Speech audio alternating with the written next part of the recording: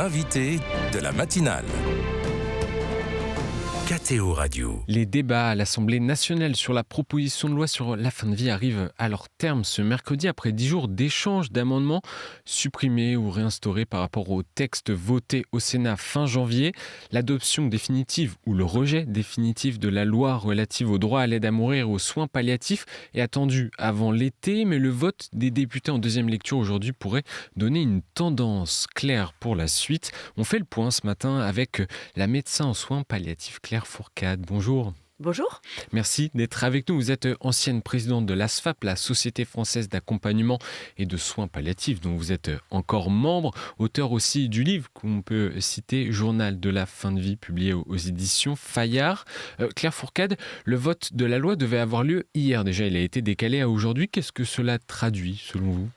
Alors, les débats sont longs et les débats sont acharnés, on peut dire. Vraiment, on a vu, il y avait un nombre important d'amendements sur le texte, puisque donc le texte qui est revenu, en fait, n'est pas le texte du Sénat, puisqu'il n'y a pas de texte issu du Sénat, mais c'est le texte issu de la première lecture au printemps dernier. Et donc, les discussions sont très vives.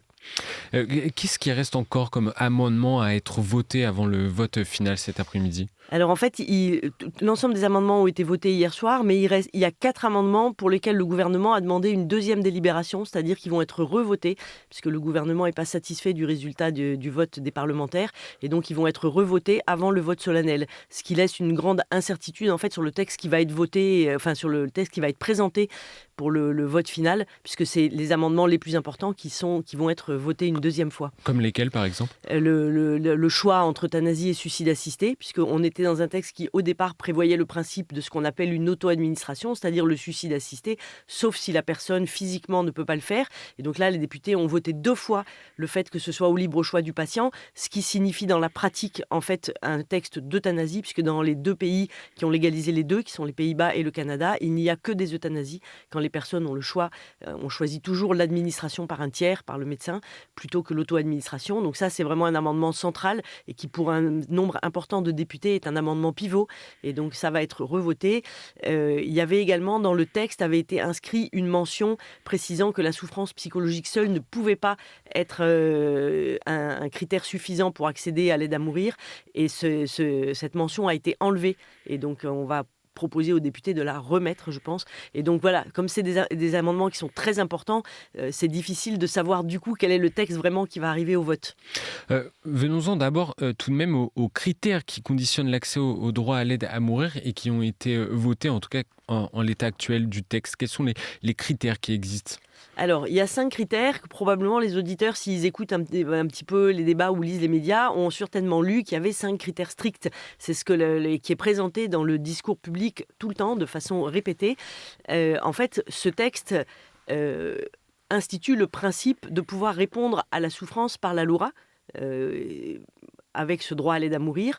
Et donc, les députés ont essayé, c'est le cœur des débats au printemps, au Sénat et maintenant, de tracer une ligne claire entre les souffrances qui donnent accès à ce droit et celles qui n'y donnent pas accès. À partir du moment où on dit, voilà, si vous souffrez, vous pouvez avoir accès à ce droit, on voit bien qu'il faut tracer une limite. Et donc, c'est d'essayer de déterminer cette limite. Et donc, ces critères, c'est l'objectif de ces critères. Il y a 2 critères qui sont effectivement des critères stricts, qui sont l'âge, il faut être majeur, et la condition de résidence, il faut être habituellement résident en France. Ça, c'est 2 critères à peu près, pour moi qui suis médecin, c'est à peu près clair. Je peux savoir de quel côté on tombe. Les 3 autres critères sont des critères qui, en fait, sont extrêmement flous. Le premier, c'est d'être atteint d'une maladie incurable en phase avancée ou terminale. Et donc ça, voilà, la Haute Autorité de Santé, l'an dernier, a dit qu'on n'était pas capable de définir la phase avancée, pas plus qu'on est capable de définir un pronostic. La médecine a parfois du mal à dire qu'elle est incapable de certaines choses, mais voilà, il faut le reconnaître. Et donc, pour moi qui suis médecin, ça ouvre très largement des patients en phase avancée qui ont une maladie grave, incurable. C'est plusieurs millions, donc c'est compliqué. Le deuxième critère, c'est l'action de la souffrance. Il faut avoir une souffrance donc physique ou psychologique. Dans le texte qui arrive on va voir selon les amendements, mais en tout cas là aujourd'hui, c'est souffrance physique ou psychologique selon la personne elle-même. Alors c'est normal que ce soit selon la personne, la souffrance est une expérience intime et singulière, mais c'est pas un critère strict. Surtout qu'ils ont enlevé, il y avait écrit souffrance constante et ils ont enlevé le mot constant. Il y a Et beaucoup de donc débats voilà, autour on a ajouté encore à la subjectivité de ce critère. Et puis le dernier critère, c'est la capacité à donner son consentement tout au long de la procédure. Et donc ce qui est dans le texte actuellement, c'est que c'est seulement une altération grave du discernement qui ferme l'accès à l'aide à mourir. Mais sauf que voilà, moi médecin, je suis incapable de séparer ce que c'est qu'une altération moyenne ou une altération grave du discernement. Le discernement est souvent quelque chose de fluctuant selon les moments, selon les périodes de la vie. Et donc voilà, on a des critères qui sont en fait extrêmement flous. Et ce que ça montre, c'est qu'en fait, il est impossible de tracer une ligne claire, de trier les souffrances et de dire celles-là peuvent donner accès et celles-là ne peuvent pas donner accès. Et quel regard vous portez sur le volet droit à l'aide à mourir en l'état actuel aujourd'hui ? Moi, je pense qu'il montre ce qu'on dit depuis le début. En fait, cette ligne est impossible à tracer et en plus, elle est incohérente. On ne peut pas trier les souffrances. Toujours quelqu'un qui souffre dira « mais pourquoi vous considérez que ma souffrance est moins importante ?»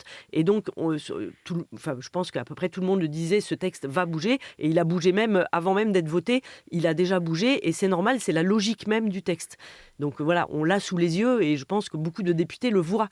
C'est impossible à tenir dans la durée. Et dans votre cas, par exemple, un soignant, un médecin pourrait-il refuser en l'état actuel du texte, encore une fois, de pratiquer l'euthanasie ? Alors oui, il y a une clause de conscience, alors qui est très claire pour les médecins, un peu moins claire pour les infirmiers et qui est absente pour les autres professions. En tout cas, elle est en creux. Une aide-soignante qui fait la toilette d'un patient avant qu'il soit euthanasié, puis après, elle n'a pas le droit de refuser. Et les pharmaciens, le Sénat avait voté en faveur d'une clause de conscience pour les pharmaciens qui a été de nouveau supprimée par les députés. Et donc, les médecins sont protégés par une clause de conscience, mais sous réserve de trouver quelqu'un pour faire le geste à la place. Et pour les établissements de santé privés catholiques, par exemple ? Alors, pour l'ensemble des établissements, quelle que soit leur philosophie, on avait demandé une liberté d'organisation pour que chaque établissement puisse s'organiser en fonction de son caractère propre. Et ce n'est pas seulement les établissements confessionnels. Et ça a été rejeté, je dirais même balayé. Et un mot également sur les personnes sur ce volet droit à l'aide à mourir qui seraient concernées. Est-ce qu'on a une idée, par exemple, je pense aux personnes qui ont une maladie neurodégénérative ou un handicap lourd, est-ce qu'ils pourraient être concernés aussi en l'état actuel ? Alors, ce qui est assez compliqué, donc ça concerne un très grand nombre de gens, puisque la maladie en phase avancée, c'est très large. C'est même pas d'ailleurs dans le texte maladie, c'est affection, ce qui est élargi au champ du handicap.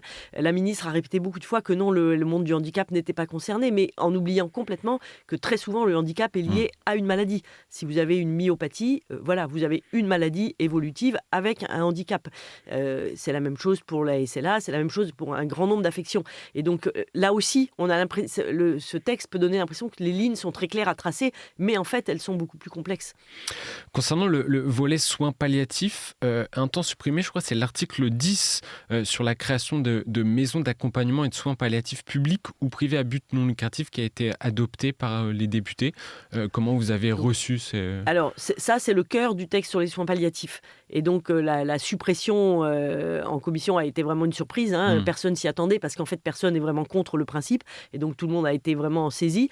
Et puis, les députés ont remis le principe. Donc, c'est le seul point vraiment nouveau de cette loi sur les soins palliatifs. Et donc, c'est la création de lieux qui sont des lieux intermédiaires entre l'hôpital et le domicile pour des patients qui pourraient être à domicile sur le plan médical, mais qui soit sont seuls, soit sont isolés, soit ont des familles épuisées, soit un domicile inadapté. Et donc, c'est des lieux, on pourrait dire, d'escale un petit peu, où on peut se poser sans être dans un monde hospitalier dont on n'a pas forcément besoin. Et donc, il y a 12 projets qui devraient être sélectionnés dans l'année pour des ouvertures dans toutes les régions de France. Et pour autant, l'instauration d'un droit opposable aux soins palliatifs a été rejetée. À quoi ça sert rapidement ce droit opposable ? Alors, je crois qu'on peut se dire à rien. Et ça a été rejeté parce que voilà, c'est un droit quand même qui est relativement fictif. Nos patients ne vont pas faire des recours contentieux. Ça concerne des possibles recours si on n'a pas accès au droit. C'est ça. Mais donc voilà, ça paraissait... Pour nous, en tout cas, ce n'était pas du tout une mesure nécessaire. Ce qu'on voudrait, c'est qu'il y ait un accès aux soins palliatifs partout. La ministre justement de la Santé, Stéphanie Rist, a rappelé que l'État, c'était la semaine dernière, je crois, investissait pour couvrir l'ensemble du territoire en offre de soins dans le cadre d'une stratégie décennale décennale qui a été adoptée en 2024, je crois. Où en est-on justement de cet accès aux soins palliatifs ? Alors, on a fait le point hier matin au ministère sur cette stratégie décennale. Oui, vous étiez présente, oui. Voilà, ce qu'on voit bien, c'est que l'objectif est pour dans 10 ans. Et donc, ça veut dire que dans 10 ans, on espère que l'ensemble des Français auront accès aux soins palliatifs. Pour mémoire, la loi a voté un accès universel aux soins palliatifs en 1999. Et aujourd'hui, on est à 50% de patients qui ont accès aux soins palliatifs. Et donc, on se donne 10 ans pour rattraper ce retard, avec une grande incertitude quand même sur la capacité à y arriver, puisqu'on a aussi une population qui vieillit et donc des besoins qui augmentent. Et par contre, si la loi Aide à mourir est votée, là, on aura accès tout de suite. Et donc, ça veut dire que pour un nombre important de Français, il n'y a pas de vrai choix. La liberté, c'est quand on a le choix. Mais là, il n'y aura pas de choix puisque 50% des Français n'ont pas accès aux soins palliatifs, mais auront accès à l'aide à mourir. Si la proposition de loi sur la fin de vie était adoptée telle qu'elle est écrite dans le texte d'aujourd'hui, quel message ça enverrait aux personnes malades, fragiles et exclues ? Alors ça, c'est un point vraiment très important, ce que vous soulignez, parce que je pense qu'on sous-estime.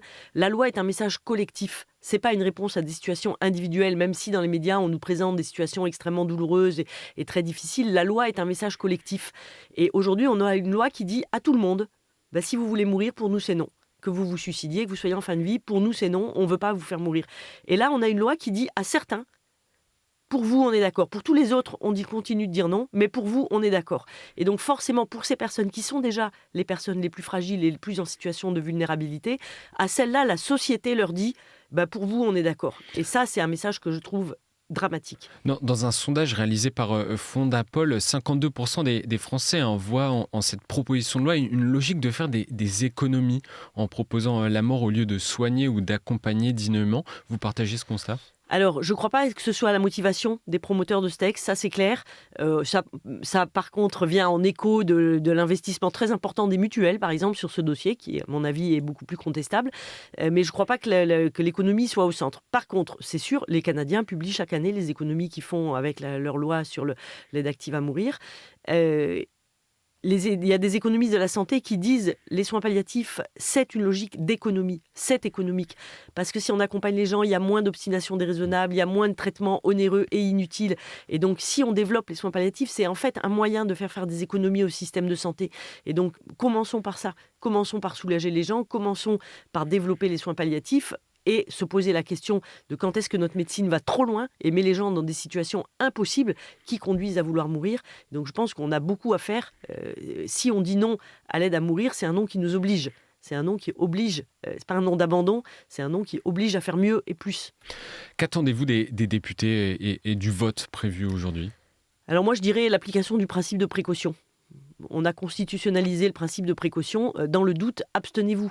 Ce texte n'est pas le texte qu'on vous avait vendu au départ, c'est-à-dire un ultime recours pour des situations exceptionnelles. C'est un texte qui ouvre très largement un droit à demander l'heure de sa mort.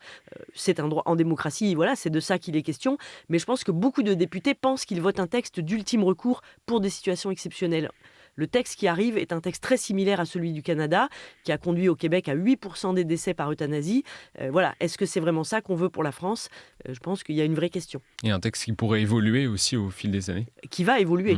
Ça, on l'a vu pendant les débats, et beaucoup de députés l'ont dit d'ailleurs. On reviendra, ça ne va pas suffisamment loin pour nous. Merci Claire Fourcade d'être venue en studio ce matin. Et je rappelle que la proposition de loi sera examinée donc en deuxième lecture au Sénat en avril prochain.